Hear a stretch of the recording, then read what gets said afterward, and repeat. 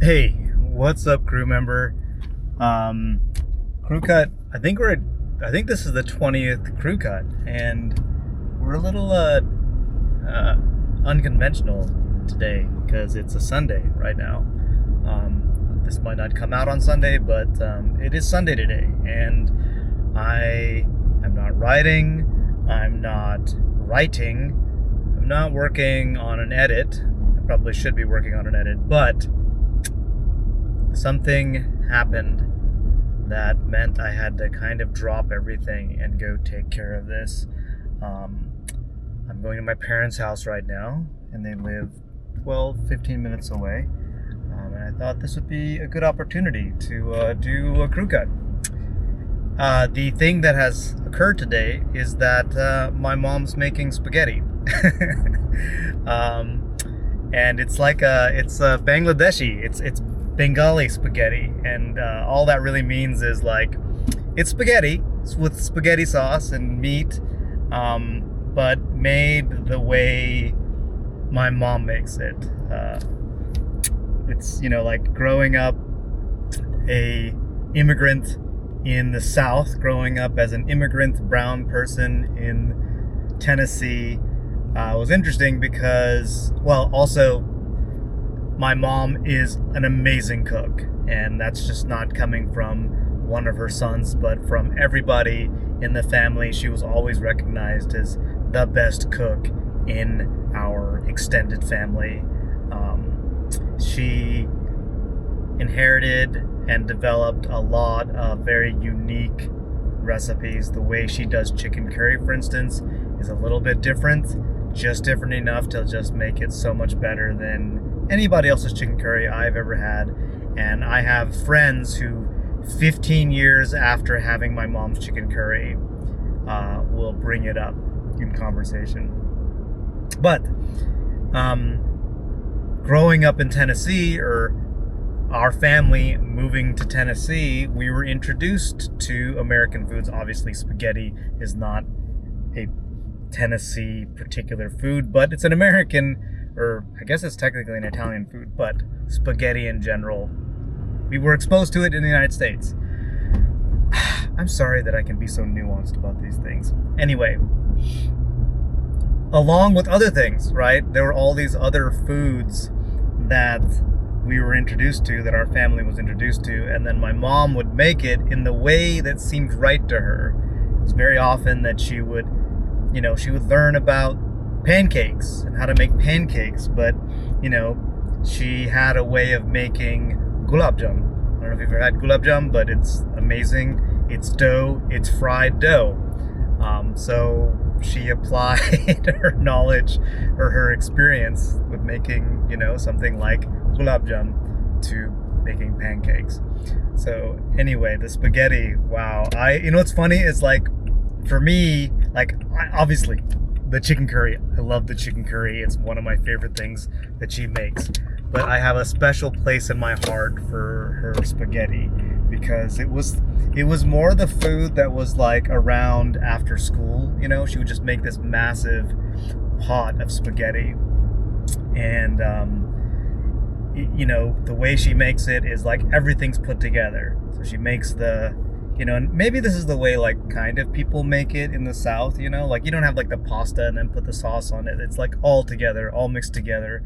But she makes it with ground beef, and she just adds her own spin on it. The flavors, the spices, the extra like little bits that she puts in there. I don't even know how to explain it other than that it is one of the foods that it is almost impossible for me to not overeat when I'm around the spaghetti. And I gotta somehow figure out a way to not eat it all, because, like, well, my brother's gonna be there, my niece and nephew are gonna be there at my mom's house.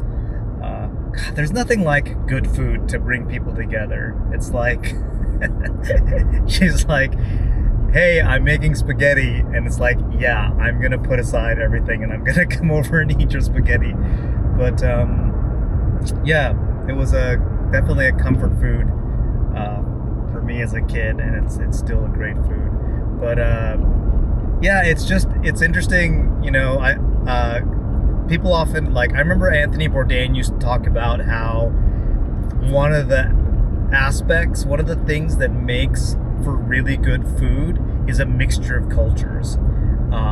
If you layer on that some level of systematic poverty, and it's one of the only good things that comes out of systemic poverty is creative and really tasty food.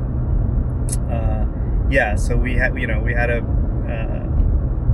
bit of both of those coming to the United States, and I want to make it very clear that in Bangladesh, my family, or at least my mom's side of the family, was actually middle class, you know, for whatever the amount of middle class that there was in there at the time. We can get into the historical details of Bangladesh versus East Pakistan versus India. But anyway, that's a whole history story. Why do I always go into those things? Anyway, all these asides. But yeah, when we moved to Tennessee, like, we were very poor, and you know, just kind of dealt with what we dealt with. And the cooking, I think, to some degree, my mom's cooking may have gotten better because she was exposed to American dishes, and just made things different. The spaghetti was one of those things. The pancakes. What else? And the pancakes. So the way she makes pancakes, and maybe this is also kind of a southern thing, but like, she fries the pancakes. Like, they have like a little crispy edges, and yeah. And she would also find, like, you know, the other thing is, like, both my mom and dad worked, so, you know, they didn't have a ton of time. There's 3 kids in the house just tearing everything apart. But she would find, like, quick ways to make food, and one of those quick ways was to so instead of making, she used to make, like, so in India you make paratha, right? So it's like it's like fried bread. And so paratha, it takes quite a bit of work to, like, fold all the things and put it all together. And then she would do that, and, like, usually with paratha, sometimes she would make, like, fried egg, and you'd eat that together. But what she would do for us to make it quick is she would just take, like, bread and fry it with, like, Crisco. I don't even know if that was just butter, but it was just like Crisco in a pan. She would fry it, and she would, like, scramble eggs, throw that on a plate, and then we would use the bread as if it were paratha. Or people know naan, right? Naan is like the Indian bread, but paratha is like layered, it's like thicker and whatnot. But she would make fried bread, fried egg, and that's what we would eat. And we would, like, rip the bread up, pinch the egg, and then just eat it like that. Yeah. We also, this was not a Bengali thing at all, but we got a lot of peanut butter. Like, peanut butter was an easy caloric source. And yeah, we would just put peanut butter on everything. Pancakes and peanut butter. So I have another story about food. And this was, like, we had just moved to the United States. It was one of my earliest memories. I must have been 3, I'm guessing, because I was old enough to remember and old enough to have a conversation with another kid. And I was, like, outside of the apartments. This was in Madison, Tennessee, in the red brick apartments, and we were in number 8, on floor number 2. But I was down on the first floor, totally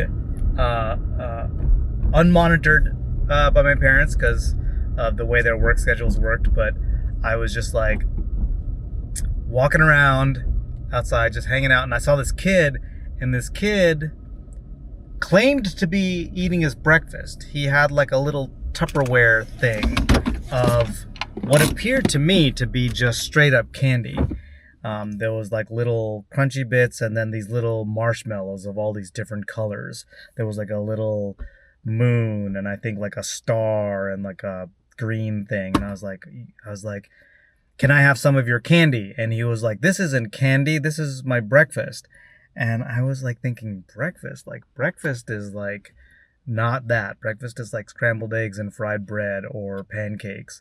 And this kid was trying to convince me that he was not eating candy. I mean, it turns out, of course, you probably already guessed, it was Lucky Charms. He was eating Lucky Charms. Not even milk, just Lucky Charms out of a Tupperware container. And I was like, this is weird. I don't believe this kid. This kid is a liar. Breakfast, that is candy. Marshmallows is candy. And you know what? I still believe that. I don't think there's anything wrong with it if you want to eat candy for breakfast, but just be honest with yourself. You're eating candy for breakfast. Crazy Americans. Because I'm kind of a crazy American too now because I like candy for breakfast. Anyway, that's the spiel that I have for you today. I'm gonna go get me some spaghetti, some mom's spaghetti. Yeah. Thanks again for continued support, and I'll see you on the next crew cut.